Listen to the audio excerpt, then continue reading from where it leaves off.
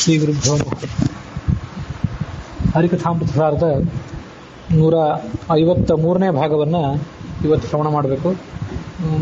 23ನೇ ಬೃಹತ್ ತಾರತಮ್ಯ ಸಂಧಿ ಅಥವಾ ಗುಣತಾರತಮ್ಯ ಸಂಧಿ 19 ಅಥವಾ 20ನೇ ಸಂಧಿ, ಅದರ 17ನೇ ಪದ್ಯವನ್ನು, ಒಟ್ಟಾರೆ ಪದ್ಯಗಳಲ್ಲಿ 718ನೇ ಪದ್ಯವನ್ನು ಶ್ರವಣ ಮಾಡಬೇಕು. ಕಳೆದ ದಿವಸ 152ನೇ ಭಾಗವನ್ನು ಶ್ರವಣ ಮಾಡಿದಾಗ 2 ಗುಣ ಕರ್ಮಾಧಿಪತಿ ಪುಷ್ಕರ ಕಡಿಮೆ, ಆಜಾನ ದಿವಿಜರು, ಚಿರಪಿತೃಗಳಿಂದ ಉತ್ತಮರು, ಕಿಂಕರರು ಪುಷ್ಕರಗೆ, ಸುರಪನಾಲೆ ಗಾಯಕೋತ್ತಮ, 2 ಗುಣದಿಂದ ಅಧಮ, ತುಂಬುರಿಗೆ ಸಮ, 100 ಕೋಟಿ ಋಷಿಗಳು 100 ಜನರು ಉಳಿದು ಅನ್ನೋ ಪದ್ಯವನ್ನು ಶ್ರವಣ ಮಾಡಿದ್ವಿ. ಕಳೆದ ದಿವಸ ಯಮ, ಸೋಮ, ಕವ್ಯವಾಹನ ನಾಮ ಅಗ್ನಿ ಮತ್ತು ಇನ್ನುಳಿದ 7 ಜನ ಪಿತೃಪತಿಗಳು, 100 ಜನ ಪಿತೃಗಳು, ಅದಾದ ಬಳಿಕ ಚಿರಪಿತೃಗಳು, ಇವೆಲ್ಲರ ಬಗ್ಗೆ ಶ್ರವಣ ಮಾಡಿದ್ವಿ. ಕಳೆದ ದಿವಸ ಯಮತರ್ಪಣ ಇತ್ತು. ಆ ಯಮತರ್ಪಣದ ಒಂದು ಶುಭ ದಿನದಂದು ಅದನ್ನೆಲ್ಲ ಯಮನಿಗೆ ಅರ್ಪಣೆ ಮಾಡಿದ್ವಿ. ಯಮನಳ್ಳಿ ಅಂತರ್ಯಾಮಿಯಾಗಿರ್ತಕ್ಕಂಥ ರೂಪ ಅಂದರೆ ರಾಮ, ಮತ್ತು ನರಕ ಚತುರ್ದಶಿಗೆ ಹೆಸರನ್ನು ತಂದುಕೊಟ್ಟಂಥ ರೂಪ ಅಂದರೆ ನರಕಾರಿ, ನರಕಾಸುರನಿಗೆ ಶತ್ರುವಾದಂಥ ಕೃಷ್ಣನ ರೂಪ. ನಾನು ಆಮೇಲೆ ಅದನ್ನು ಒಂದು ಸಾರಿ ಆಲೋಚನೆ ಮಾಡ್ತಾ ಕೂತ್ಕೊಂಡಾಗ ಅನಿಸ್ತು, ರಾಮನ ರೂಪ ಕೃಷ್ಣನ ರೂಪ ಇವೆರಡೂ ಸರಿ. ರಾಮಕೃಷ್ಣ ರೂಪ, ಆ ರಾಮಕೃಷ್ಣ ರೂಪ ಜಾಂಬವಂತನಿಗೆ ಕಂಡದ್ದು. ಆ ರಾಮಕೃಷ್ಣ ಯಮನ ಅವತಾರ, ಆ ಜಾಂಬವಂತ. ಅದೊಂದು ಆಕಸ್ಮಿಕವಾದ ಸಂಗತಿ. ನಿನ್ನೆ ಅದನ್ನು ನನಗೆ ಹೇಳಿ ನೆನಪಾಗಲಿಲ್ಲ, ಅದಕ್ಕೆ ಇವತ್ತು ಅದನ್ನು ಹೇಳಬೇಕು ಅಂತ ಅಂದ್ಕೊಂಡೆ ಅಷ್ಟೆ. ತಾತ್ಪರ್ಯ ನಿರ್ಣಯದಲ್ಲಿ ಯಾರ್ಯಾರು ಹೇಗೆ ಅವತರಿಸಿದ್ರು ರಾಮನ ಅವತಾರಕ್ಕೆ ಪೂರ್ವಭಾವಿಯಾಗಿ ಅಂತ ಹೇಳುವಾಗ ಆ ಯಮಧರ್ಮನೇ ಜಾಂಬವಂತನಾಗಿ ಹುಟ್ಟಿದ್ದ ಅನ್ನೋ ಸಂಗತಿನ ಹೇಳಿದ್ದಾರೆ. ಹಾಗಾಗಿ ಯಮನ ಆರಾಧ್ಯ ದೇವತೆ ರಾಮ, ನರಕ ಚತುರ್ದಶಿಗೆ ಅಧಿದೈವ ಕೃಷ್ಣ, ಆ ಯಮನ ಅವತಾರವಾದಂಥ ಜಾಂಬವಂತನಿಗೆ ಕಂಡಂಥ ರೂಪ ರಾಮಕೃಷ್ಣ. ಆತ ರಾಮನಿಗೆ ಭಕ್ತನಾಗಿದ್ದ, ಕೃಷ್ಣನ ಜೊತೆ ದೀರ್ಘವಾದ ಹೋರಾಟ ಮಾಡಿದ.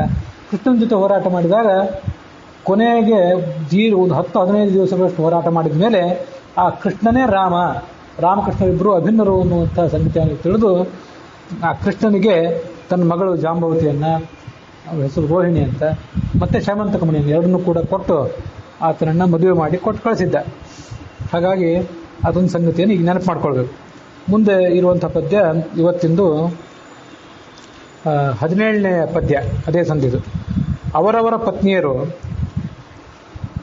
ಅಪ್ಸರ ಯುವತಿಯರು ಸಮ, ಉತ್ತಮರನ್ನುಳಿದು ಅವರ ರೆಣಿಪರು ಮನುಜಗಂಧರ್ವರು ದ್ವಿಷಡ್ಗುಣದಿ,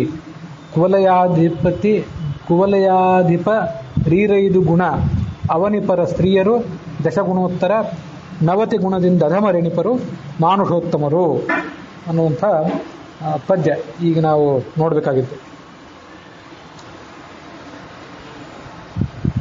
ಹಿಂದೆ ತುಂಬುರು ಮೊದಲಾದ ಗಂಧರ್ವರಿಗೆ 100 ಕೋಟಿ ಋಷಿಗಳು ಸಮಾನರಾಗಿದ್ದಾರೆ. 100 ಜನ ಋಷಿಗಳನ್ನು ಹೊರತುಪಡಿಸಿಬಿಟ್ರೆ 100 ಕೋಟಿ ಜನ ಋಷಿಗಳಲ್ಲಿ ಉಳಿತಾರೆ, ಅವರು ಸಮಾನರಾಗಿದ್ದಾರೆ ಅಂತ ಅನ್ನೋದನ್ನೆಲ್ಲ ಶ್ರವಣ ಮಾಡಿದ್ವಿ. ಅವರವರ ಪತ್ನಿಯರು ಅಂದರೆ ಆಯಾ ಋಷಿಗಳ ಪತ್ನಿಯರು, 100 ಕೋಟಿ ಜನ ಋಷಿಗಳ ಬಗ್ಗೆ ನಾವೇನು ಹೇಳಿದ್ವಲ್ಲ,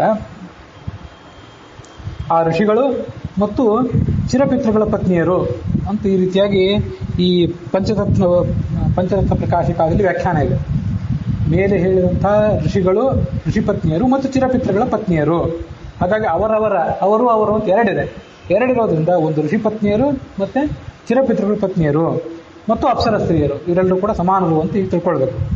ಪ್ರಭಂಜನಾಚಾರ್ಯ ಕನ್ನಡದ ಅನುವಾದ ಪುಸ್ತಕದಲ್ಲಿ ಋಷಿಗಳ ಪತ್ನಿಯರು ಅಂತ ಇಷ್ಟೇ ಇದೆ.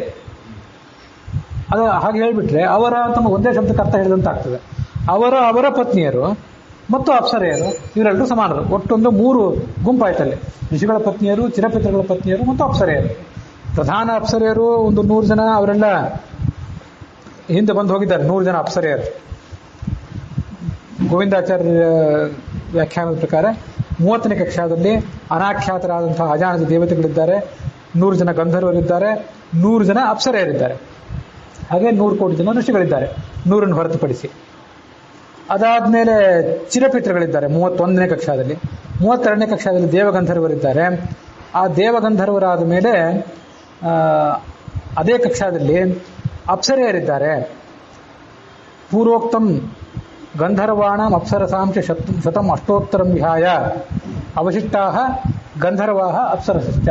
ಉಳಿದ ಬಹಳ ದೊಡ್ಡ ಸಂಖ್ಯೆಯಲ್ಲಿ ಗಂಧರ್ವರಿದ್ದಾರೆ, ದೊಡ್ಡ ಸಂಖ್ಯೆಯಲ್ಲಿ ಅಪ್ಸರರಿದ್ದಾರೆ. ಅವರೆಲ್ಲರೂ ಕೂಡ ಇಲ್ಲಿ ಬರ್ತಾರೆ. ಚಿರಪಿತೃಗಳಿಗಿಂತ 100 ಪಟ್ಟು ಇವರು ಕಡಿಮೆ ಆಗಿದ್ದಾರೆ. ಇದೇ ಕಕ್ಷಾದಲ್ಲಿ ಆ ಋಷಿಗಳ ಪತ್ನಿಯರು ಕೂಡ ಬರ್ತಾರೆ. ಅವರವರ ಪತ್ನಿಯರು ಮತ್ತು ಅಪ್ಸರ ಯುವತಿಯರು ಸದಾ ಸಮರಾಗಿದ್ದಾರೆ. ಈ ದೇವಗಂಧರ್ವರನ್ನ ಬಿಟ್ಟು ಉತ್ತಮರನ್ನು ಉಳಿದು ಅವರೇ ರಣೀಪರು ಮನುಜ ಗಂಧರ್ವರು. ಅದಾದ ಬಳಿಕ 32ನೇ ಕಕ್ಷಾದಲ್ಲಿ ಮನುಷ್ಯ ಗಂಧರ್ವರ ಬಗ್ಗೆ ಉಲ್ಲೇಖ ಇದೆ. 33ನೇ ಕಕ್ಷಾದಲ್ಲಿ ಮನುಷ್ಯ ಗಂಧರ್ವರ ಬಗ್ಗೆ ಉಲ್ಲೇಖ ಇದೆ. 32ರಲ್ಲಿ ಈ ಋಷಿಗಳ ಪತ್ನಿಯರು, ಚಿರಪಿತೃಗಳ ಪತ್ನಿಯರು ಮತ್ತು ಅಪ್ಸರೆಯರೆಲ್ಲ ಬಂದರು. 33ನೇ ಕಕ್ಷಾದಲ್ಲಿ ಮನುಷ್ಯ ಗಂಧರ್ವರ ಬಗ್ಗೆ ಉಲ್ಲೇಖ ಇದೆ. ಇವರು ಆ ಗಂಧರ್ವರಿಗಿಂತ 100 ಪಟ್ಟು ಕಡಿಮೆ ಆಗಿದ್ದಾರೆ ಅಂತ ಉಲ್ಲೇಖ ಇದೆ. ಉತ್ತಮರಾದಂತಹ ದೇವಗಂಧರ್ವರನ್ನು ಹೊರತುಪಡಿಸಿ ಆ ಮನುಷ್ಯ ಗಂಧರ್ವರು ಕೆಳಗಿದ್ದಾರೆ. ಅವರು ಕೂಡ ಆ ಅಪ್ಸರೆಯರಿಗಿಂತ 12 ಗುಣದಿಂದ ಕಡಿಮೆಯಾಗಿದ್ದಾರೆ ಅಂತ ದಾಸರು ಅದನ್ನು ಉಲ್ಲೇಖ ಮಾಡಿದ್ದಾರೆ. ಆ ಮನುಷ್ಯ ಗಂಧರ್ವರಾದ ಮೇಲೆ ಕೆಳಗಿನ ಕಕ್ಷಾದಲ್ಲಿ 34ನೇ ಕಕ್ಷಾದಲ್ಲಿ ಗೋವಿಂದಾಚಾರ್ಯ ಉಲ್ಲೇಖ ಮಾಡುವಂಥ 34ನೇ ಕಕ್ಷೆ, ಅದರಲ್ಲಿ ಚಕ್ರವರ್ತಿಗಳಿದ್ದಾರೆ. ಪರೀಕ್ಷಿತ ಅಲ್ಲ ಮತ್ತು ಪರೀಕ್ಷಿತ ಇತ್ಯಾದಿಗಳೆಲ್ಲ ಕರ್ಮಜ ದೇವತೆಗಳಾದ್ರಿಂದ 19ನೇ ಕಕ್ಷಾದಲ್ಲಿ ಬರ್ತಾರೆ. ಉಳಿದ ಪ್ರಖ್ಯಾತರಾದಂಥ, ಅಷ್ಟು ಪ್ರಖ್ಯಾತರ ಹೌದು, ಆದರೆ ಆ ಕರ್ಮಜ ದೇವತೆಗಳಷ್ಟು ಹೆಸರಾಂತರಲ್ಲ, ಅಷ್ಟು ಮಹಿಮಾವಂತರಲ್ಲ. ಅಂಥ ಚಕ್ರವರ್ತಿಗಳೆಲ್ಲ ಇಲ್ಲಿ ಬರ್ತಾರೆ. ಅದಾದ ಬಳಿಕ 35ನೇ ಕಕ್ಷಾದಲ್ಲಿ ನರೋತ್ತಮಾಹ, ಮನುಷ್ಯರಲ್ಲಿ ಉತ್ತಮರಾದವರು. ಮನುಷ್ಯರಲ್ಲಿ ಉತ್ತಮರು, ಮಧ್ಯಮರು ಮತ್ತು ಅಧಮರು ಅಂತ ಇಷ್ಟು ಜನ ಇದ್ದಾರೆ. ಅದರಲ್ಲಿ ಉತ್ತಮರು ಮಾತ್ರ ಇಲ್ಲಿ ಬರ್ತಾರೆ. ಮಧ್ಯಮರು ಏನಿದ್ದಾರೆ ರಾಜಸರಾಗಿದ್ದಾರೆ, ಅಧಮರು ತಾಮಸರಾಗಿದ್ದಾರೆ. ಹಾಗಾಗಿ ಅವ್ರನ್ನಲ್ಲಿ ತಗೊಂಡಿಲ್ಲ. ನರೋತ್ತಮಾಹ ಚತುರ್ವರ್ಣಗತಾಹ, ಬ್ರಾಹ್ಮಣ, ಕ್ಷತ್ರಿಯ, ವೈಶ್ಯ, ಶೂದ್ರ ಅಂತ ಸ್ವಾಭಾವಿಕವಾದ ಜಾತಿ, ದೇಹಕೃತವಾದ ಜಾತಿ ಅಲ್ಲ, ಸ್ವಭಾವಕೃತವಾದ ಜಾತಿ ಏನಿದೆ ಆ ಜಾತಿಯಲ್ಲಿದ್ದಂಥವರೆಲ್ಲರೂ ಕೂಡ ಇಲ್ಲಿ ಬರ್ತಾರೆ. ಹೀಗೆ ಇದು ಗೋವಿಂದಾಚಾರ್ಯ ಹೇಳಿದ ಪ್ರಕಾರ 35 ಕಕ್ಷಾಗಳಾಗಿವೆ. ಈ ಕಲ್ಯಾಣಿ ದೇವಿ ವಿರಚಿತ ತಾರತಮ್ಯ ಅಂತ ಏನಿದೆ ಅದರಲ್ಲೂ ಕೂಡ 34 ಕಕ್ಷಾಗಳನ್ನು ಮುದ್ರಣ ಮಾಡಿದ್ದಾರೆ. 30ನೇ ಕಕ್ಷಾದಲ್ಲಿ ಆ ಶತಕೋನ ಶತಕೋಟಿ ದೇವತೆಗಳು, 31ನೇ ಕಕ್ಷಾದಲ್ಲಿ ಚಿರಪಿತೃಗಳು, ಇದೆಲ್ಲವೂ ಕೂಡ ಗೋವಿಂದಾಚಾರ್ಯ ವ್ಯಾಖ್ಯಾನ, ಇವೆಲ್ಲವೂ ಕೂಡ ಹೊಂದಾಣಿಕೆ ಆಗುವಂಥದ್ದಿದೆ. ಹಾಗೆ 32ನೇ ಕಕ್ಷಾದಲ್ಲಿ ದೇವಗಂಧರ್ವರಿದ್ದಾರೆ, ಅದು ಕೂಡ ಹೊಂದಾಣಿಕೆ ಆಗುವಂಥದ್ದಿದೆ. 33ನೇ ಕಕ್ಷಾದಲ್ಲಿ ಮನುಷ್ಯ ಗಂಧರ್ವರಿದ್ದಾರೆ, ಅದು ಕೂಡ ಹೊಂದುತ್ತದೆ. ಮುಂದೆ 34ನೇ ಕಕ್ಷಾದಲ್ಲಿ ಚಕ್ರವರ್ತಿಗಳಿದ್ದಾರೆ, ಎಲ್ಲ ಕೂಡ ಹೊಂದಿತು. 34 ಆದಮೇಲೆ ಮನುಷ್ಯೋತ್ತಮರು ಅಂತ ಈ ಕಲ್ಯಾಣಿ ದೇವಿ ವಿರಚಿತ ತಾರತಮ್ಯ ಪುಸ್ತಕದಲ್ಲಿ ಪ್ರಿಂಟ್ ಆಗಿದೆ. ಕಕ್ಷಾ 1ನಲ್ಲಿ ಪ್ರಿಂಟ್ ಆಗಿಲ್ಲ, ಬಹುಶಃ ಪ್ರಮಾದದಿಂದ ಆಗಿರಬೇಕು. ಹಾಗಾಗಿ ಇಲ್ಲೂ 35, ಅಲ್ಲೂ 35, ಎರಡು ಕಡೆಯೂ ಕೂಡ 35 ಕಕ್ಷಾಗಳಿಂದ ತಿಳ್ಕೊಳ್ಬೇಕು. ಹೀಗೆ ಕೊನೆಯ ಕಕ್ಷಾದಲ್ಲಿ ಮನುಷ್ಯೋತ್ತಮರು ಇದ್ದಾರೆ. ಮನುಷ್ಯ ಗಂಧರ್ವರಿಗಿಂತ ರಾಜರು 10 ಪಟ್ಟು ಕಡಿಮೆ ಆಗಿದ್ದಾರೆ. ಆ ರಾಜರ ಪತ್ನಿಯರು ಆ ರಾಜರಿಗಿಂತ 10 ಗುಣ ಕಡಿಮೆಯಾಗಿದ್ದಾರೆ. ಕುವಲಯಾಧಿಪರು 5 ಗುಣ. ಕು ಅಂದ್ರೆ ಭೂಮಿ, ಕುವಲಯ ಅಂದ್ರೆ ಭೂವಲಯ. ಆ ಭೂಮಂಡಲಕ್ಕೆ ಅಧಿಪತಿಯಾದಂಥ ರಾಜರಿರ್ತಾರಲ್ಲ, ಅವರು 5 ಅಂದ್ರೆ 10 ಗುಣ ಮನುಷ್ಯ ಗಂಧರ್ವರಿಗಿಂತ ಕಡಿಮೆಯಾಗಿದ್ದಾರೆ. ಅವರ ಸ್ತ್ರೀಯರು, ಅವನಿಪರ ಸ್ತ್ರೀಯರು, ರಾಜರ ಪತ್ನಿಯರೇನಿದ್ದಾರೆ ಅವರು ಮತ್ತು ಕೂಡ ಕೆಳಗಿದ್ದಾರೆ. ಆ ರಾಜರಿಗಿಂತ 10 ಗುಣ ಕಡಿಮೆಯಾಗಿದ್ದಾರೆ. ಅವನಿಪರ ಸ್ತ್ರೀಯರು ದಶೋತ್ತರ 90 ಗುಣದಿಂದ ಅಧಮರೆಣಿಪರು. ಅವರು ದಶೋತ್ತರ 90 ಅಂತಂದ್ರೆ ರಾಜರ ಪತ್ನಿಯರು ರಾಜರಿಗಿಂತ 10 ಪಟ್ಟು ಕಡಿಮೆ ಆಗಿದ್ದಾರೆ. ಅವರಾದ್ಮೇಲೆ ಬರುವಂತಹ ಮನುಷ್ಯರೇನಿದ್ದಾರೆ ಆ ಮನುಷ್ಯರು ಚಕ್ರವರ್ತಿಗಳಿಗಿಂತ 100 ಪಟ್ಟು ಕಡಿಮೆ ಆಗಿದ್ದಾರೆ. ದಶೋತ್ತರ 90 ಗುಣದಿಂದ ಅಧಮರೆಣಿಪರು ಮಾನುಷೋತ್ತಮರು. ಅಲ್ಲಿಗೆ ಅದನ್ನು ಓದಬೇಕು. ಮಾನುಷೋತ್ತಮರು ಮನುಷ್ಯರಲ್ಲಿ ಉತ್ತಮರಾದವರು. 90 ಅಂದ್ರೆ 90, ದಶೋತ್ತರ 90 ಅಂದ್ರೆ 90 + 10 ಅಂದ್ರೆ ಒಟ್ಟು 100 ಅಂತ ಅರ್ಥ. ಆ 100 ಗುಣದಿಂದ ಅಧಮರಾಗಿದ್ದಾರೆ ಮನುಷ್ಯರಲ್ಲಿ ಉತ್ತಮರಾದವರು. ಇಲ್ಲಿಗೆ ಆ ಎಲ್ಲ ಕಕ್ಷಾಗಳನ್ನು ಕೂಡ ಹೇಳಿದಂತಾಯಿತು. ಕೆಲವು ಕಡೆ ಈಗಾಗಲೇ ನಾನು ಹೇಳಿದಂತೆ 32, 33 ಇಂಥವೆಲ್ಲ ಕಾಣಿಸ್ತದೆ. ಯಾಕೆಂದರೆ ಕೆಲವು ಕಕ್ಷಾಗಳನ್ನು ಒಪ್ಪೋದಿಲ್ಲ. 21ನೇ ಕಕ್ಷಾದಲ್ಲಿ ಅನಾಖ್ಯಾತ ದೇವತೆಗಳನ್ನ ಗೋವಿಂದಾಚಾರ್ಯ ಉಲ್ಲೇಖ ಮಾಡಿದ್ದಾರೆ. ಅದನ್ನು ಕೆಲವರು ಈ ಕಕ್ಷೆಯನ್ನು ಒಪ್ಪೋದಿಲ್ಲ ಅಂತ ಕೂಡ ಹೇಳಿದ್ದಾರೆ. ಹಾಗಾಗಿ ಅಲ್ಲಿ ಒಂದು ಕಕ್ಷಾ ಕಡಿಮೆ ಆಯಿತು. ಮಂಗಳನ ಬಗ್ಗೆ ಕೆಲವು ಕಡೆ ಉಲ್ಲೇಖ ಕಾಣಿಸೋದೇ ಇಲ್ಲ, ಹಾಗಾಗಿ ಅಲ್ಲೊಂದು ಉಲ್ಲೇಖ ಕಡಿಮೆ ಆಯಿತು. ಹೀಗೆ ಇವರೆಲ್ಲ ಕಡಿಮೆ ಆದಾಗ 1-2 ಕಕ್ಷಾಗಳು ಮತ್ತೆ ಕಡಿಮೆ ಆಗಬಹುದು. ಇದು ಅವರವರ ವಿವಕ್ಷಾ ಅಷ್ಟೇ ವ್ಯತ್ಯಾಸ.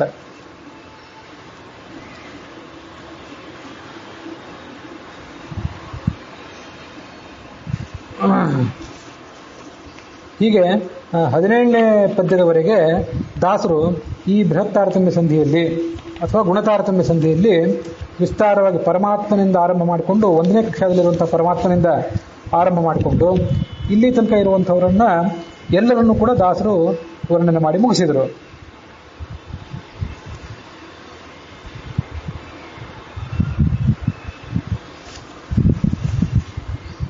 ಮುಂದಿನ ಪದ್ಯ ಏನಿದೆ, ಸತ್ವರು, ಸತ್ವ ರಾಜಸ, ಸತ್ವ ತಾಮಸ, ಮೂವರು ರಜಸತ್ವರಧಿಕಾರಿಗಳು ಅಂತ ಹೀಗೆ ಕೆಲವು ಪಾಠ ಇದೆ.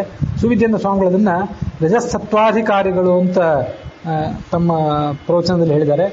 ಅವರು ಮುದ್ರಿಸಿದ ಪುಸ್ತಕದಲ್ಲಿ ರಜಸತ್ವಾಧಿಕಾರಿಗಳು ಅಂತ ಇರ್ಲಿಕ್ಕಿಲ್ಲ, ರಜಸತ್ವರಧಿಕಾರಿಗಳು ಅಂತಾನೆ ಇದ್ದಿರ್ಬೇಕು. ರಜಸತ್ವರಧಿಕಾರಿಗಳು ಭಗವದ್ಭಕ್ತರೆನಿಸುವರು, ನಿತ್ಯಬದ್ಧ ರಜೋರಜರು, ಉತ್ಪತ್ತಿ ಭೂಸ್ವರ್ಗದಳು, ನರಕದಿ ಪೃಥ್ವಿಯೊಳು ಸಂಚರಿಸುತ್ತಿಪ್ಪರು ರಜಸ ತಾಮಸರು ಅಂತ ಹೀಗೆ ಇದು ಮುಂದಿನ ಪದ್ಯ. ಈ 17 ಪದ್ಯಗಳಲ್ಲಿ ಯಾವ್ಯಾವ ಕಕ್ಷಾಗಳನ್ನೆಲ್ಲ ಹೇಳಿದ್ರಲ್ಲ, ಆ ಕಕ್ಷಾಗಳನ್ನೆಲ್ಲ ಹೇಳಿದ್ದಾದ ಬಳಿಕ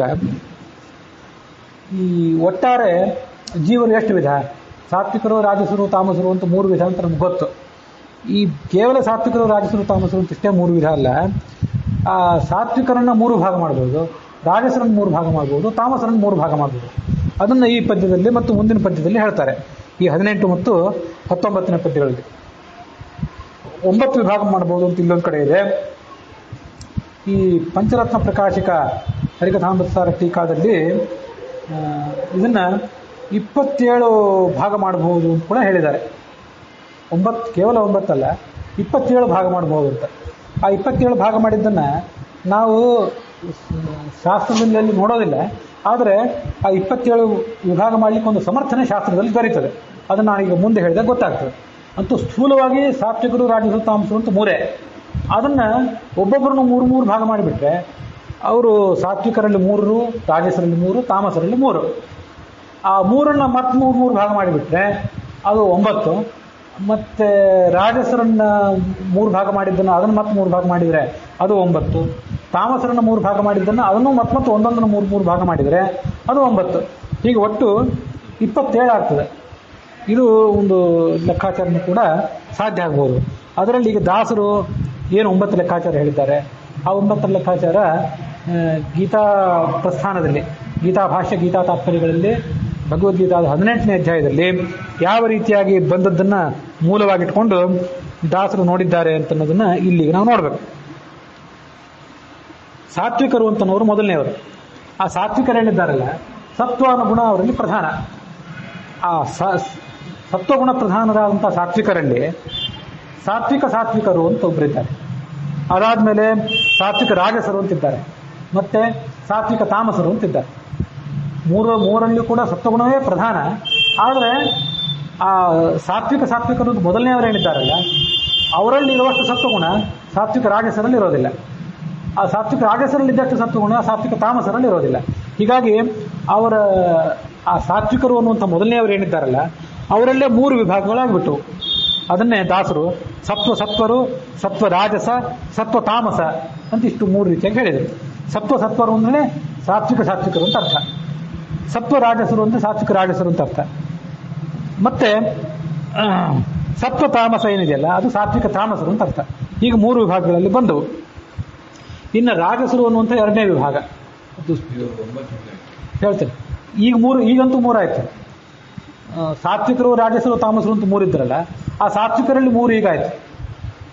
ಸಾತ್ವಿಕರು, ಸಾತ್ವಿಕ ರಾಜಸರು, ಸಾತ್ವಿಕ ತಾಮಸರು ಅಂತ. ಸತ್ವವನ್ನೇ ಮೊದಲು ತಗೊಳ್ರಿ, ಯಾಕಂದ್ರೆ ಅವರು ಸತ್ವಗುಣದ ಪ್ರಾಧಾನ್ಯವನ್ನು ಹೊಂದಿ ಇರುವಂಥವ್ರು. ಹಾಗಾಗಿ ಸಾತ್ವಿಕರು ಅನ್ನುವಂಥ ಮೊದಲನೇ ವಿಭಾಗದ 3 ವಿಭಾಗಗಳು. ಹಾಗಾಗಿ 3ರಲ್ಲಿ ಕೂಡ ಸತ್ವ ಅಂತ ಮೊದಲು ಬರ್ತದೆ. ಇನ್ನು ರಾಜಸರು ಅಂತ 2ನೇ ಸ್ಥೂಲವಾದ ವಿಭಾಗ. ಆ 2ನೇದನ್ನ ಮತ್ತೆ 3 ಭಾಗ ಮಾಡಬಹುದು. ಅದು ಹೇಗೆ ಅಂತಂದ್ರೆ, ರಾಜಸ ಸಾತ್ವಿಕರು, ಮತ್ತೆ ರಾಜಸರು, ರಾಜಸ ತಾಮಸರು ಅಂತ ಈಗ 3 ವಿಭಾಗ ಮಾಡಬಹುದು.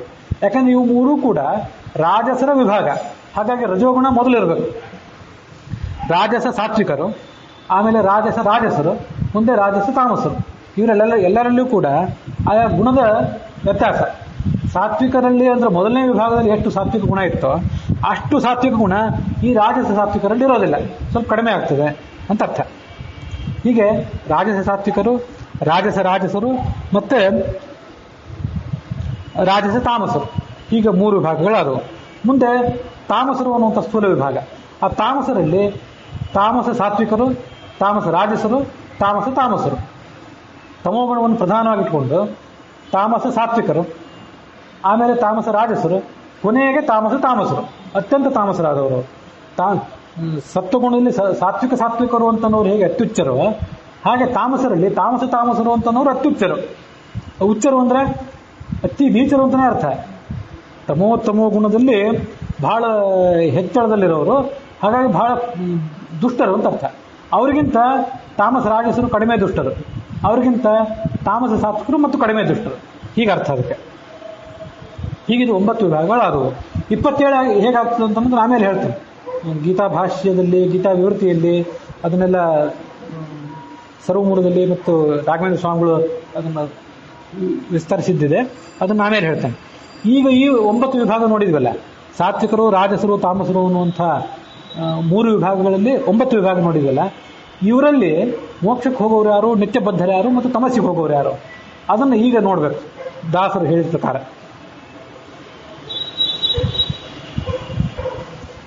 ಒಟ್ಟು ಏನು 9 ವಿಭಾಗಗಳಾದವಲ್ಲ, ಆ 9 ವಿಭಾಗಗಳಲ್ಲಿ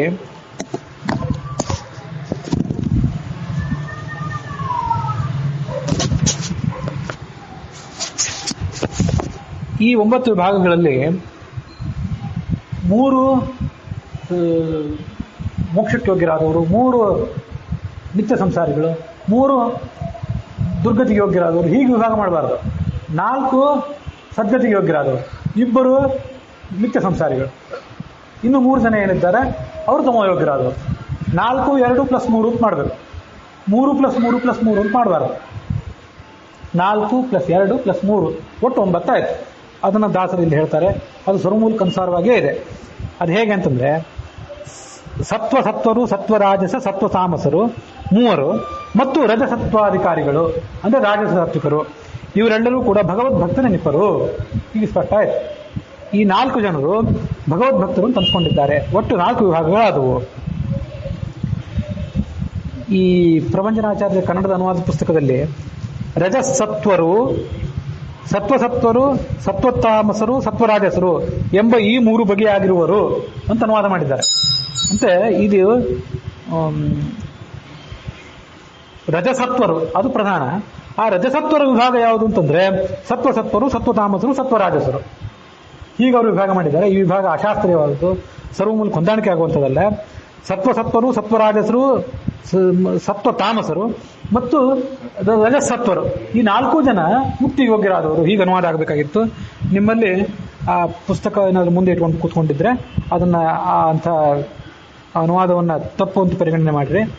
ಒಟ್ಟು 4, ಆ ಮೂಲ ಪದ್ಯವನ್ನು ನೋಡಿದ್ರೆ ಸ್ಪಷ್ಟ ಇದೆ. ಸತ್ವರು ಅಂದ್ರೆ ಸಾತ್ವಿಕರು, ಸಾತ್ವಿಕ ರಾಜಸರು, ಸಾತ್ವಿಕ ತಾಮಸರು, ಮತ್ತೆ 4ನೇದಾಗಿ ರಜಸತ್ವಾಧಿಕಾರಿಗಳು ಅಥವಾ ರಜಸತ್ವರಧಿಕಾರಿಗಳು. ಪಾಠ ಬೇರೆ ಬೇರೆ ಥರ ಇದೆ. ರಜಸತ್ವರಧಿಕಾರಿಗಳು ಅಥವಾ ರಜಸತ್ವಾಧಿಕಾರಿಗಳು ಅಂದ್ರೆ ರಾಜಸ ಸಾತ್ವಿಕರು ಅಂತ ಅರ್ಥ. ಈ 4 ಜನ ಭಗವದ್ಭಕ್ತರ ನೆನಪರು, ಸ್ಪಷ್ಟ ಆಯ್ತು. ಇನ್ನಿರುವಂಥವರು 5 ಜನ.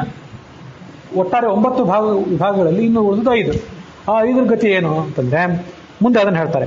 ನಿತ್ಯಬದ್ಧ ರಜೋರಜರು ಉತ್ಪತ್ತಿ ಭೂಸ್ವರ್ಗದಳು, ನರಕದಿ ಪೃಥ್ವಿಯೊಳು ಸಂಚರಿಸುತ್ತಿಪ್ಪರು ರಾಜಸ ತಾಮಸರು. ನಿತ್ಯಬದ್ಧ ರಜೋರಜರು ಉತ್ಪತ್ತಿ ಭೂಸ್ವರ್ಗದಳು ಅಂತೇನಿದೆಯಲ್ಲ, ಇದು 5ನೇದನ್ನು ಹೇಳಿದ್ದು. ಒಟ್ಟಾರೆ 9 ಪೈಕಿ 1, 2, 3, 4 ಭಗವಂತನ ಭಕ್ತರು ಮುಕ್ತಿ ಯೋಗ್ಯರು ಅಂತ ಹೇಳಿ ಆಯಿತು. ನಿತ್ಯಬದ್ಧ ರಜೋರಜರು ಉತ್ಪತ್ತಿ ಭೂಸ್ವರ್ಗದಳು ಅನ್ನುವ ಈ ಒಂದಿಷ್ಟು ಭಾಗದಿಂದ 5ನೇಯವರಾದಂಥ ರಾಜಸರನ್ನು ಹೇಳಿ ಅಂತ ಆಯ್ತು. ಮತ್ತೆ ನರಕದಿ ಪೃಥ್ವಿಯೊಳಗೆ ಸಂಚರಿಸುತ್ತಿಪ್ಪರು ರಾಜಸ ತಾಮಸರು, ಇದು 6ನೇದ್ದು. ರಾಜಸ ತಾಮಸರು ಮತ್ತು ರಾಜಸರು ಅನ್ನೋರು ಏನಿದ್ದಾರಲ್ಲ, ಇವರಿಬ್ಬರು ಕೂಡ ನಿತ್ಯ ಸಂಸಾರಿಗಳಾದವರು. ಸ್ವರ್ಗ ನರಕ ಹೋದ್ರೆ ಒಬ್ರು ಸ್ವರ್ಗಕ್ಕೆ ಮತ್ತೆ ಭೂಲೋಕಕ್ಕೆ, ಮತ್ತೊಬ್ರು ಹೋದ್ರೆ ನರಕಕ್ಕೆ, ಈ ಕಡೆ ಭೂಲೋಕಕ್ಕೆ. ಇದೆಲ್ಲ ಯಾಕೆ ಅಂತಂದ್ರೆ ರಾಜಸರು ಅಂತಿದ್ದಾರಲ್ಲ, ಈ ರಾಜಸರು ಮತ್ತು ರಾಜಸ ತಾಮಸರು ಇಬ್ಬರು ಕೂಡ ಪರಲೋಕಕ್ಕೆ ಈ ಲೋಕಕ್ಕೆ ಪ್ರಯಾಣ ಮಾಡ್ತಿರುವಂಥವರೇ. ಇವರಲ್ಲಿ ಅಂಥದ್ದೇನು ವ್ಯತ್ಯಾಸ ಇಲ್ಲ. ಆದರೆ ರಾಜಸರಾದವರು ಭೂಲೋಕ ಸ್ವರ್ಗಲೋಕಕ್ಕೆ ಹೋಗ್ತಾರೆ, ಭೂಲೋಕಕ್ಕೆ ಬರ್ತಾರೆ. ಅಂದ್ರೆ ಸ್ವಲ್ಪ ಪುಣ್ಯ ಹೆಚ್ಚು ಮಾಡ್ತಾರೆ ಅವರು, ಈ ರಾಜಸ ತಾಮಸರಿಗಿಂತ ಪುಣ್ಯ ಹೆಚ್ಚು ಮಾಡೋದ್ರಿಂದ ಸ್ವರ್ಗಕ್ಕೆ ಹೋಗ್ತಾರೆ, ಈ ಕಡೆಯಲ್ಲಿ ಮರಳಿ ಬರ್ತಾರೆ. ಅವ್ರು ನರಕಕ್ಕೆ ಹೋಗೋದು ಕಡಿಮೆ. ಸ್ವರ್ಗದಲ್ಲೇ ಶಾಶ್ವತವಾಗಿರುವಂತಹ ಮೋಕ್ಷಕ್ಕೆ ಹೋಗುವಂತಹ ಪುಣ್ಯ ಅವ್ರು ಮಾಡೋದಿಲ್ಲ. ಹಾಗಾಗಿ ಸ್ವರ್ಗಕ್ಕೆ ಹೋಗ್ತಾರೆ, ಮರಳಿ ಬರ್ತಾರೆ. ಅದನ್ನೇ ಉತ್ಪತ್ತಿ ಭೂ ಸ್ವರ್ಗದೊಳು. ಉತ್ಪತ್ತಿ ಅಂದ್ರೆ ಹುಟ್ಟು ಅಂತ ಅರ್ಥ ಅಲ್ಲ, ಸಂಚಾರ ಮಾಡೋದು ಮತ್ತೆ ಇಲ್ಲಿ ಬರೋದು ಈಗ ಅರ್ಥ. ಅದಕ್ಕೆ ಉತ್ಪತ್ತಿ ಅಂದ್ರೆ ಹುಟ್ಟು ಹೌದು, ಅದು ಬರೇ ಹುಟ್ಟಲ್ಲ. ಇಲ್ಲಿ ಹುಟ್ಟೋದು ಮತ್ತೆ ಅಲ್ಲಿ ಹೋಗೋದು. ಪುಣ್ಯ ಹೆಚ್ಚು ಮಾಡೋದ್ರಿಂದ ಸ್ವರ್ಗಕ್ಕೆ ಹೋಗ್ತಾರೆ, ಇಲ್ಲಿ ಬರ್ತಾರೆ. ಇನ್ನ ನರಕದಿ ಪೃಥ್ವಿಗಳು ಸಂಚರಿಸುತ್ತಿಪ್ಪರು ರಜಸ ತಾಮಸರು. ರಾಜಸ ತಾಮಸರು ಅಂತಿದ್ದಾರಲ್ಲ, ಅವರು ಪುಣ್ಯ ಹೆಚ್ಚು ಮಾಡೋದಿಲ್ಲ, ಪುಣ್ಯ ಮಾಡ್ತಾರೆ, ಅದಕ್ಕಿಂತ ಪಾಪ ಹೆಚ್ಚು ಮಾಡ್ತಾರೆ. ಆದ್ರಿಂದ ಪೃಥ್ವಿಯಲ್ಲಿ ಹುಟ್ಟುತ್ತಾರೆ, ಮುಂದೆ ನರಕಕ್ಕೆ ಹೋಗ್ತಾರೆ. ನರಕದಲ್ಲೇ ಶಾಶ್ವತವಾಗಿರುವಷ್ಟು ಪಾಪನೂ ಅವ್ರು ಮಾಡೋದಿಲ್ಲ, ಕಲಿ ಮೊದಲಾದ ದಾನವರು ಮಾಡಿದಂತೆ. ಹಾಗಾಗಿ ನರಕದಿಂದ ಮರಳಿ ಬರ್ತಾರೆ, ಇಲ್ಲಿರ್ತಾರೆ. ಇಲ್ಲಿಂದ ಮತ್ತೆ ನರಕಕ್ಕೆ ಹೋಗ್ತಾರೆ, ಯಾವಾಗಾದ್ರೂ ಅಪರೂಪಕ್ಕೊಮ್ಮೆ ಸ್ವರ್ಗಕ್ಕೆ ಹೋಗ್ತಾರೆ, ಮತ್ತೆ ಇಲ್ಲಿ ಬರ್ತಾರೆ. ಅಂತೂ ಇವರಲ್ಲಿ ಈ ರಾಜಸರು ಮತ್ತು ರಾಜಸ ತಾಮಸರು ಇಬ್ಬರು ಆ ಸ್ವರ್ಗ ಮತ್ತು ನರಕಗಳಿಂದ, ಕ್ರಮವಾಗಿ ಸ್ವರ್ಗ ಮತ್ತು ನರಕಗಳಿಂದ ಭೂಲೋಕಕ್ಕೆ ಬರ್ತಾ ಇರ್ತಾರೆ, ಹೋಗ್ತಿರ್ತಾರೆ. ಇದು 5 ಮತ್ತು 6ನೇದ್ದು ವಿಭಾಗ. ನಿತ್ಯ ಬದ್ಧ ರಜೋರಜರು ಉತ್ಪತ್ತಿ ಭೂಸ್ವರ್ಗದಳು, ನರಕದೇ ಪೃಥ್ವಿಯಳು ಸಂಚರಿಸುತ್ತಿಪ್ಪರು ರಜಸ ತಾಮಸರು. ಇಲ್ಲಿ ಸ್ಪಷ್ಟ ಆಯ್ತು. ಇದು 6 ವಿಭಾಗ ಆಯ್ತು. ಇನ್ನು 3 ವಿಭಾಗ ಇದೆ, ತಾಮಸ ಸಾತ್ವಿಕರು, ತಾಮಸ ರಾಜಸರು ಮತ್ತು ತಾಮಸ ತಾಮಸರು ಅಂತ. ಅವ್ರದ್ದೇನು ಅಂದ್ರೆ ಈ 3 ಜನ ಕಟ್ಟಾದ ಉಗ್ರವಾದಿಗಳು. ಹಾಗಾಗಿ ಕೇವಲ ದುರ್ಗತಿಗೆ ಮಾತ್ರ ಯೋಗ್ಯರಾದವರು. ತಮಸು ಸಾತ್ವಿಕರೆನಿಸಿಕೊಂಬರು ಅಮಿತ ಅನಾಖ್ಯಾತ ಅಸುರಗಣ ಊರೇ ಅಂತ ಈಗ ಪಾಠ ಇದೆ. ಕೆಲವು ಕಡೆ ಅಸುರಗಣವಿದೆ ಅಂತ ಪಾಠ ಇದೆ. ಸುವಿದ್ಯಾನಂದ ಸ್ವಾಮಿಗಳು ತಮ್ಮ ಪ್ರವಚನದಲ್ಲಿ ಅಸುರಗಣವಿದೆ ಅಂತ ಪಾಠ ಹೇಳಿದ್ದಾರೆ. ಅಲ್ಲಿ ನಿಮ್ಮ ಪುಸ್ತಕದಲ್ಲಿ ಹೇಗಿದೆ?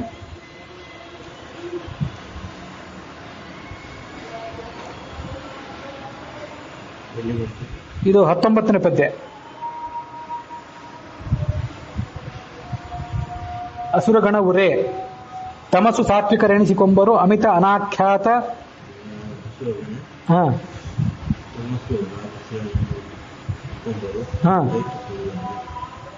ಅಲ್ಲ, ಅದಕ್ಕಿಂತ ಮೇಲಿಂದು ಅದೇ ಈಗೇನು ತಮಸು ರಾಜಸರೆನಿಸಿಕೊಂಬರು ದೈತ್ಯ ಸಮುದಾಯ ಅಂತ ಓದಿದ್ರಲ್ಲ, ಅದಕ್ಕಿಂತ ಮೇಲಿನ ಲೈನ್ ಕೊಂಬರು. ಹಾ ಹಾ ಹಾ ಅಸುರಗಣ ಅಷ್ಟೇನಾ? ಮುಂದೆ ಉರೇ ಯಾವ್ದು ಇಲ್ವೇ ಇಲ್ಲ. ಹಾ ಸರಿ, ಇರ್ಲಿ ಬಿಡ್ರಿ, ಆಯ್ತು. ಪಾಠ 3 ರೀತಿಯಾಗಿದೆ ಅಂತ ಆಯ್ತು. ಒಟ್ಟು ತಮಸ್ಸು ಸಾತ್ವಿಕರೆಣಿಸಿಕೊಂಬರು ಅಮಿತ ಅನಾಖ್ಯಾತ ಅಸುರಗಣ, ಇದಿಷ್ಟು ಒಂದು ಪಾಠ. ಕೆಲವು ಕಡೆ ಇನ್ನ ಕೆಲವು ಕಡೆ ಅಸುರಗಣ ಉರೇ ಅಂತಿದೆ. ಪ್ರಪಂಚನಾಚಾರ್ಯ ಪುಸ್ತಕದಲ್ಲಿ ಅಸುರಗಣವು ರೇ. ಸುವಿದ್ಯಾನಂದ ಸ್ವಾಮಿಗಳು ತಮ್ಮ ಪ್ರವಚನದಲ್ಲಿ ಅಸುರಗಣವಿದೆ ಅಂತ ಹೀಗೆ ಹೇಳಿದ್ದಾರೆ.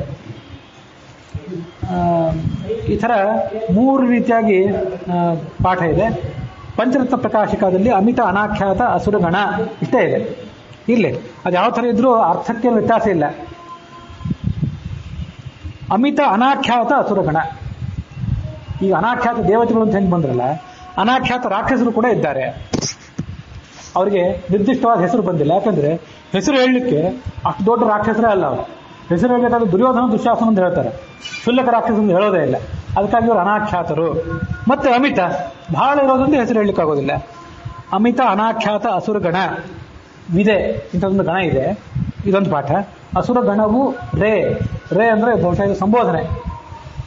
ಪದ್ಯ ಹೇಳುವಂಥ ದಾಸರು ಶ್ರೋತೃಗಳನ್ನು ಸಂಬೋಧನೆ ಮಾಡಿದ್ದು ಪ್ರಾಯ. ಇನ್ನು ಕೆಲವು ಕಡೆ ರೇನೂ ಇಲ್ಲ, ಇದೇನೂ ಇಲ್ಲ.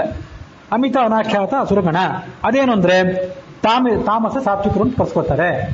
ಅವರು ದುಷ್ಟರಲ್ಲಿ ಅತಿ ಕಡಿಮೆ ದುಷ್ಟರು, ತಾಮಸ ಸಾತ್ವಿಕರೆನಿಸಿಕೊಂಬರು. ಮುಂದೆ ತಾಮಸ ರಾಜಸರೆನಿಸಿಕೊಂಬರು ದೈತ್ಯ ಸಮುದಾಯ. ಇದಾದ್ಮೇಲೆ ಏನಿದ್ದಾರಲ್ಲ ತಾಮಸ ರಾಜಸರು ಅಂತಿದ್ದಾರೆ, ಅವರು ಈ ಅಮಿತ ಅನಾಖ್ಯಾತ ಅಸುರನಿಗಿಂತ ಮೇಲಿದ್ದವರು, ಅಂದ್ರೆ ಹೆಚ್ಚು ದುಷ್ಟರಾದವರು. ತಾಮಸ ರಾಜಸರೆನಿಸಿಕೊಂಬರು ದೈತ್ಯ ಸಮುದಾಯ 7 ಆಯ್ತು, 8 ಆಯ್ತು.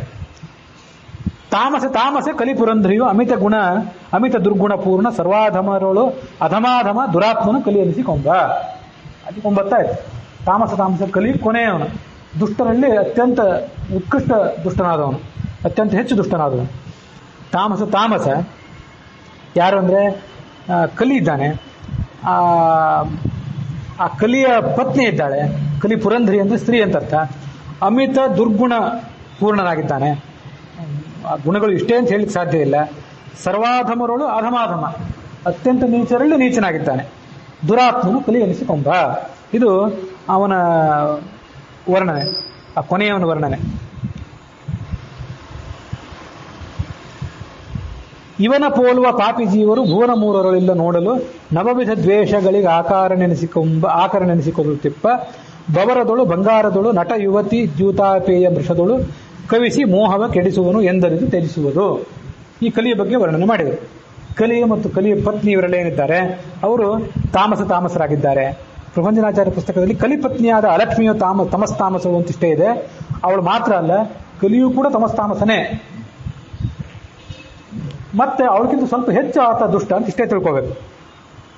ಇವನನ್ನ ಹೋಲುವಂಥ, ಕಲಿಯನ್ನು ಹೋಲುವಂಥ ಪಾಪಿ ಜೀವರು ಮೂರು ಲೋಕದಲ್ಲೂ ಎಲ್ಲೂ ಇಲ್ಲ. ನೋಡಲು ಎಲ್ಲೂ ಹುಡುಕಿದ್ರು ಇವನಂತ ನೀಚ ಜೀವ ಸಿಗೋದಿಲ್ಲ. ನವವಿಧ ದ್ವೇಷಗಳಿಗೆ ಆಕಾರ ನೆನೆಸಿಕೊಳ್ಳುತ್ತಿಪ್ಪ. ಭಗವಂತನಿಗೆ ಆತ ನವವಿಧ ಭಕ್ತಿ ಮಾಡೋದಲ್ಲ, ನವವಿಧ ದ್ವೇಷವನ್ನು ಇವನೇ ಮಾಡ್ತಾನೆ. ಆ ಎಲ್ಲಾ ದ್ವೇಷಕ್ಕೂ ಕೂಡ ಇವನೇ ಆಕಾರ ಎನಿಸಿಕೊಳ್ಳುತ್ತಿಪ್ಪ. ಈತ ಇದ್ದಾನೆ ಎಲ್ಲಿ ಅಂತಂದ್ರೆ ಬವರದೊಳು ಬಂಗಾರದೊಳು. ಬವರ ಅಂದ್ರೆ ಕಲಹ, ಜಗಳ ಹುಟ್ಟೋದೇ ಈ ಕಲಿಯಿಂದ. ಮುಂದೆ ಬಂಗಾರದೊಳಗೆ ಸಂಪತ್ತಿನೊಳಗಿದ್ದಾನೆ. ನಟ ಯುವತಿಯರು ಅಂತಂದ್ರೆ ಕಾಮಕ ಸ್ತ್ರೀಯರು, ದುಷ್ಟ ಚರಿತ್ರದ ಸ್ತ್ರೀಯರು ಅಂತ ತಿಳ್ಕೊಳ್ಬೇಕು. ನಟ ಯುವತಿ ಅನ್ನೋದು ಒಂದೇ ಶಬ್ದ.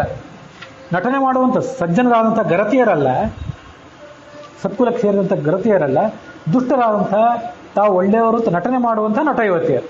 ಇದು ಒಂದರ್ಥ. ನಟ ಬೇರೆ ಯುವತಿ ಬೇರೆ ಅಂತ ಅರ್ಥ ಮಾಡಬಹುದು.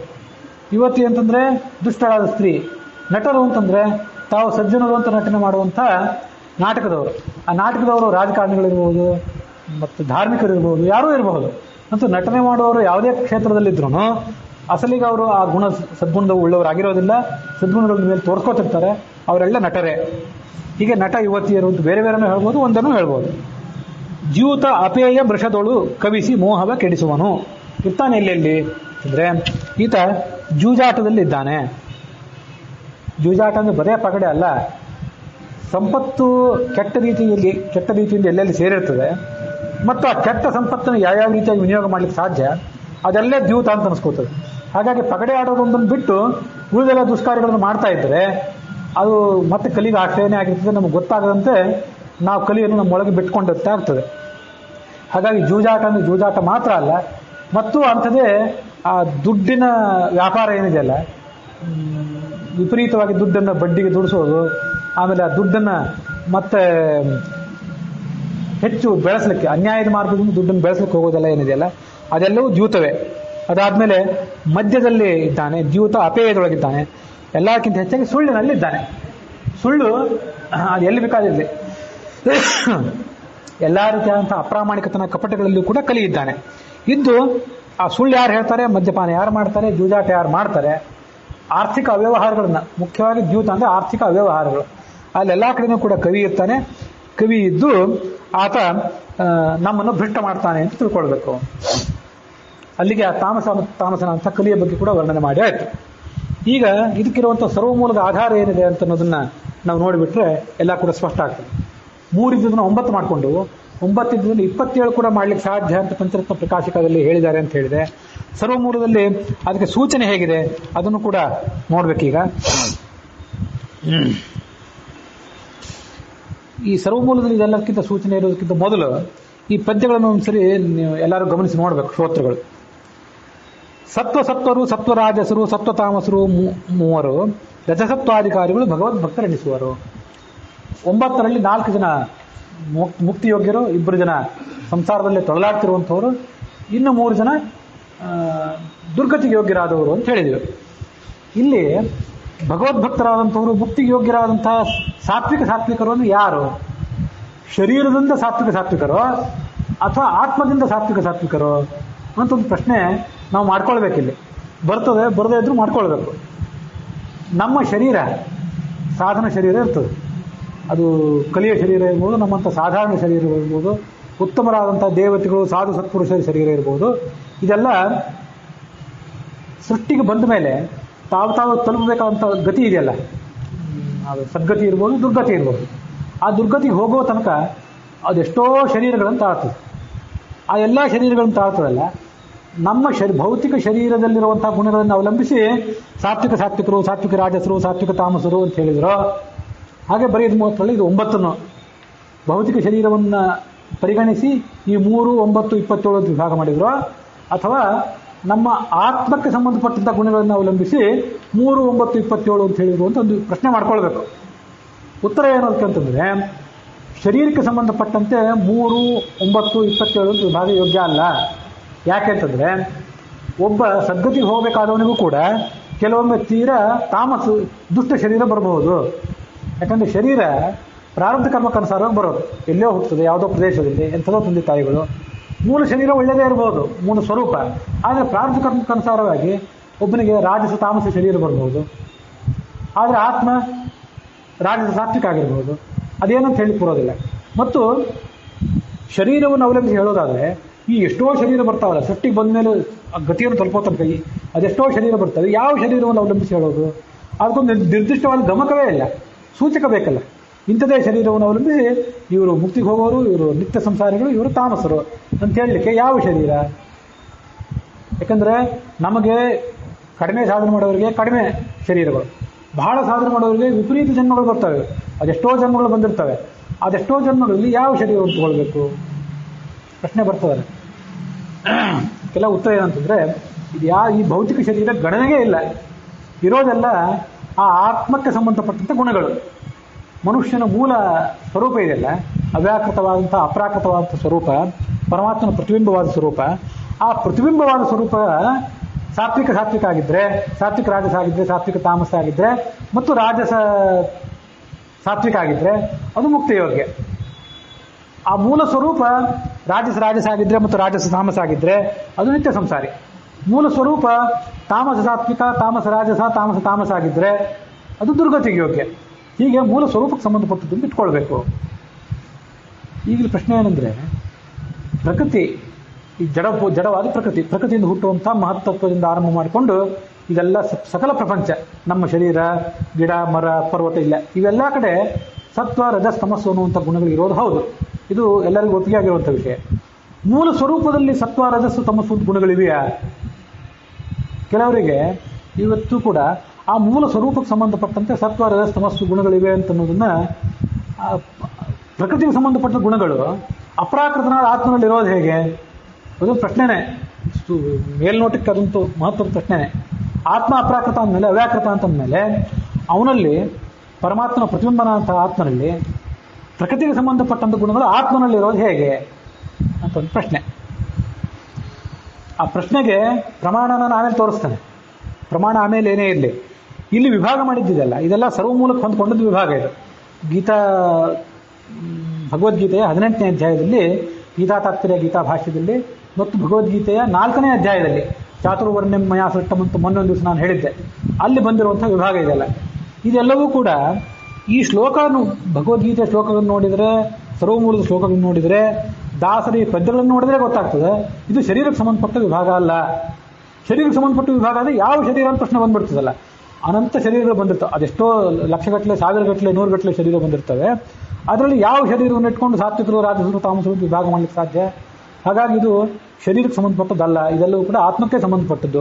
ನೋಡಿದರೆ ಗೊತ್ತಾಗ್ತದೆ. ಪ್ರಮಾಣನ ಆಮೇಲೆ ತೋರಿಸ್ತೇನೆ, ಅದಿರಲಿ.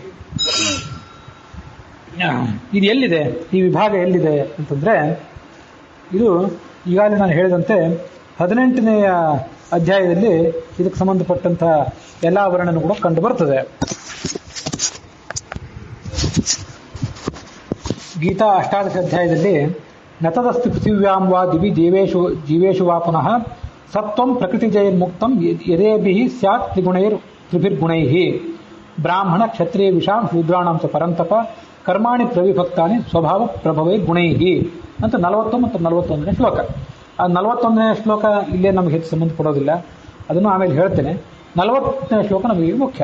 ಅದೇನು ಹೇಳಿದಂದರೆ, ನತದಸ್ತಿ ಪೃಥಿವ್ಯಾಂ ವಾ ದಿವಿ ಜೀವೇಶು ವಾ ಪುನಃ, ಭೂಮಿಯಲ್ಲಾಗಲಿ, ಸ್ವರ್ಗದಲ್ಲಾಗಲಿ, ದೇವತೆಗಳಲ್ಲಾಗಲಿ, ಈ ಮೂರೂ ಕಡೆ ಸತ್ವ, ರಜಸ್ಸು, ತಮಸ್ಸು ಅನ್ನುವಂಥ ಈ 3 ಗುಣಗಳಿಂದ ಮುಕ್ತವಾದಂಥ, 3 ಗುಣಗಳ ಹತೋಟಿಯಿಂದ ರಹಿತವಾದಂಥ ಜೀವ ಜಗತ್ತಿನಲ್ಲಿ ಕೂಡ ಇಲ್ಲವೇ ಇಲ್ಲ. ಎಲ್ಲ ಕಡೆನೂ ಕೂಡ ಈ ಗುಣಗಳು ಅಂತನ್ನೋದು ಇದ್ದೇ ಇದೆ, ಗುಣಗಳ ಮೇಲಾಟ ಅಂತನ್ನೋದು ಇದ್ದೇ ಇದೆ. ಅಲ್ಲಿ ಭಗವದ್ಗೀತಾದ ಮತ್ತೊಂದು ಶ್ಲೋಕ ಇದೆ, ಸತ್ವಂ ರಜಸ್ತಮ ಇತಿ ಗುಣಾಃ ಪ್ರಕೃತಿ ಸಂಭವಾಃ ನಿಬಧ್ನಂತಿ ಮಹಾಬಾಹೋ ದೇಹೇ ದೇಹಿನ ಅವ್ಯಯಂ. ಮಹಾಬಾಹುವಾದ ಅರ್ಜುನನೇ, ಸತ್ವ ರಜಸ್ಸು ತಮಸ್ಸು ಅಂತ 3 ಗುಣಗಳಿವೆ. ಇವು ನಿಬದ್ಧಂತೆ ಮಹಾಬಾಹೋ ದೇಹೇ ದೇಹಿನಂ ಅವ್ಯಯಂ. ದೇಹಿ ಆತ್ಮ ಇದ್ದಾನಲ್ಲ, ಈತ ಅವ್ಯಯ, ಪರಮಾತ್ಮನ ಪ್ರತಿಬಿಂಬ. ಈತ ಅಪ್ರಾಕೃತ, ಪಂಚಮಹಾಭೂತಗಳಿಂದ ಹುಟ್ಟಿದವನಲ್ಲ, ಯಾಕಂದ್ರೆ ಅನಾದಿ ನಿತ್ಯ.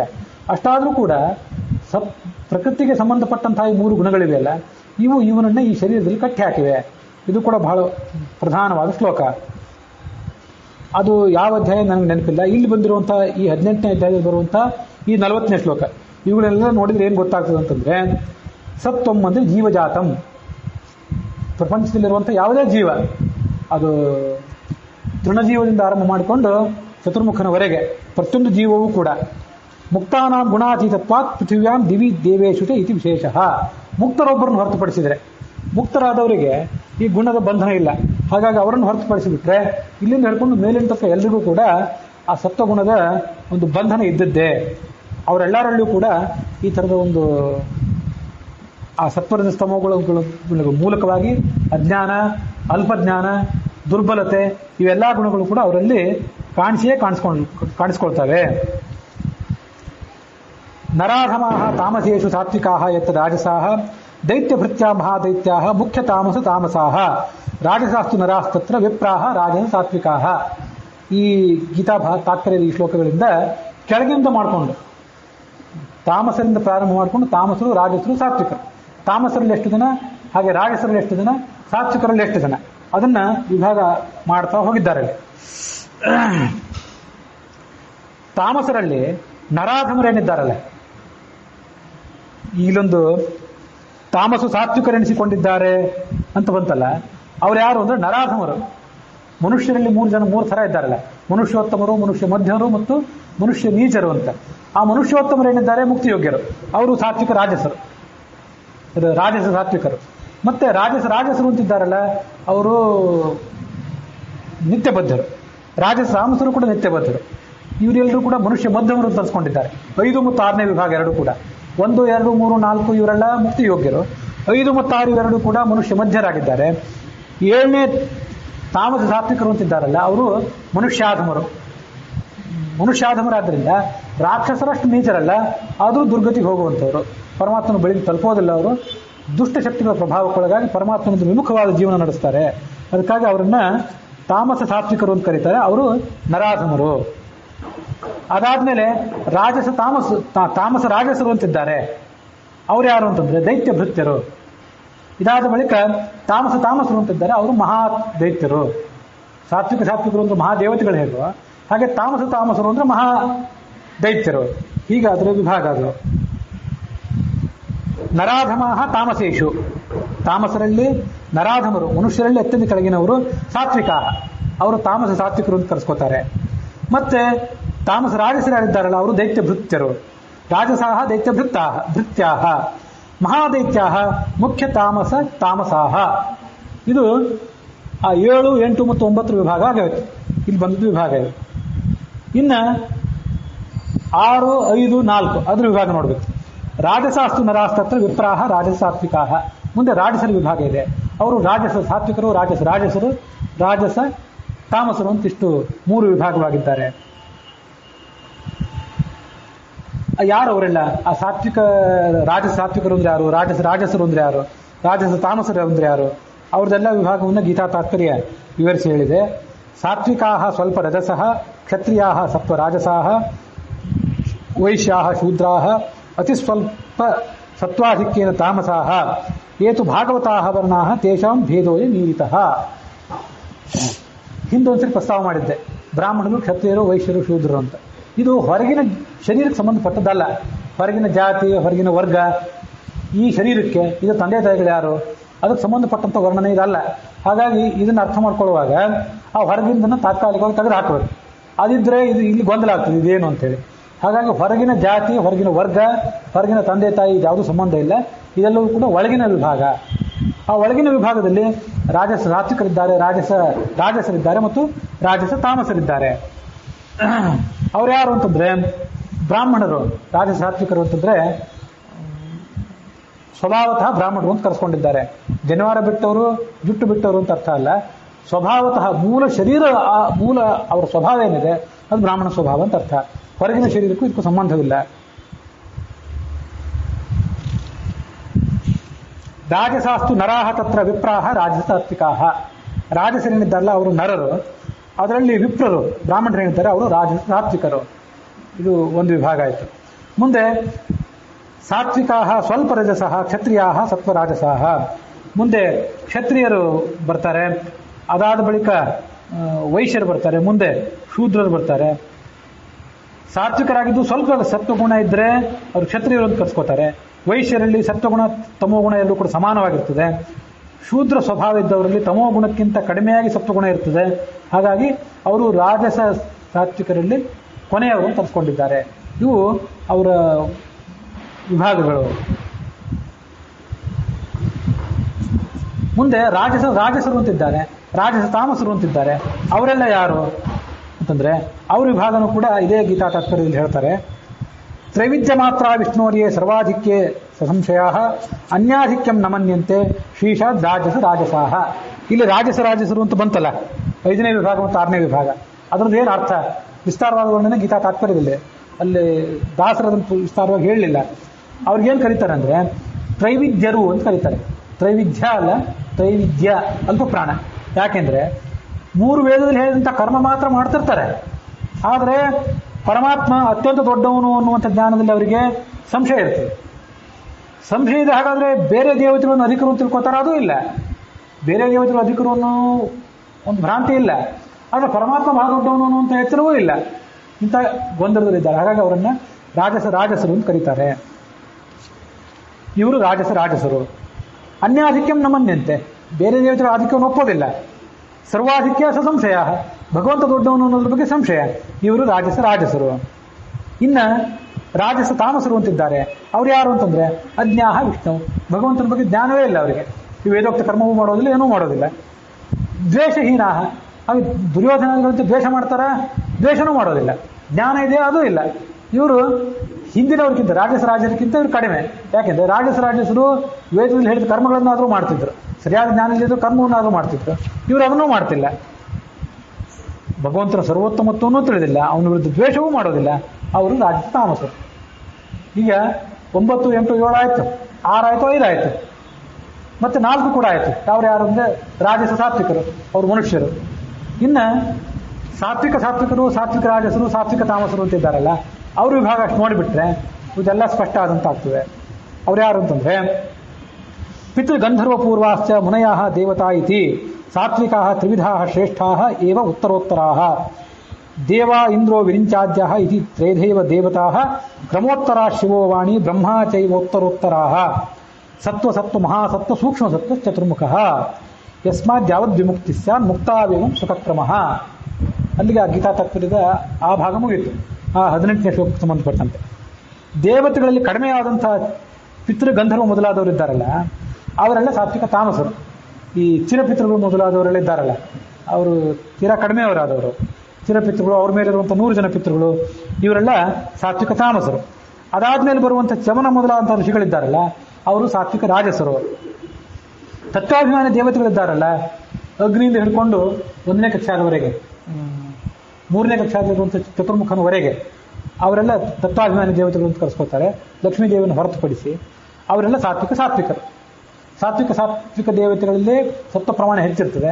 ಸಾತ್ವಿಕ ರಾಜಸ ದೇವತೆಗಳಲ್ಲಿ ಇನ್ನೂ ಕಡಿಮೆ ಇರ್ತದೆ. ಸಾತ್ವಿಕ ತಾಮಸ ದೇವತೆಗಳಲ್ಲಿ ಮತ್ತಷ್ಟು ಸತ್ವಗುಣ ಕಡಿಮೆ ಇರ್ತದೆ, ಭಗವಂತನ ಭಕ್ತಿನೂ ಕೂಡ ಕಡಿಮೆ ಇರ್ತದೆ. ಚತುರ್ಮುಖ ಬ್ರಹ್ಮನಲ್ಲಿ ಸತ್ವ ಮಹಾಸತ್ವ ಸೂಕ್ಷ್ಮ ಸತ್ವ ಚತುರ್ಮುಖ, ಸತ್ವಗುಣದ ಪರಾಕಾಷ್ಠ ಅವನಲ್ಲಿ, ಆ ಚತುರ್ಮುಖನಲ್ಲಿ ಮತ್ತು ಆತನ ಪತ್ನಿಯರಲ್ಲಿ, ಮುಖ್ಯವಾಹಿನಿಯಲ್ಲಿ ಆತನ ಪತ್ನಿಯರಲ್ಲಿ ಇರ್ತದೆ ಅಂತ ತಿಳ್ಕೊಳ್ಬೇಕು. ಇದು ಗೀತಾ ತಾತ್ಪರ್ಯದಲ್ಲಿ ಬಂದಂಥ ವಿವರಣೆ. ಇದಕ್ಕೆ ಸಂಬಂಧಪಟ್ಟಂತೆ ವಿವರಣೆ ಏನಿದೆ, ಹೆಚ್ಚಿನ ವಿವರಣೆ ನಾಳೆ ಹೇಳ್ತೇನೆ. ಇವತ್ತು ಗುರುವಾರ ಆದ್ದರಿಂದ ಈ ಗೀತಾ ತಾತ್ಪರ್ಯದಲ್ಲಿ ಬಂದದ್ದನ್ನು ರಾಘವೇಂದ್ರ ಸ್ವಾಮಿಗಳು ತಮ್ಮ ಗೀತಾ ವಿವೃತಿಯಲ್ಲಿ 18ನೇ ಅಧ್ಯಾಯದಲ್ಲಿ ಯಾವ ವಾಕ್ಯದಲ್ಲಿ ಹೇಳಿದ್ದಾರೆ.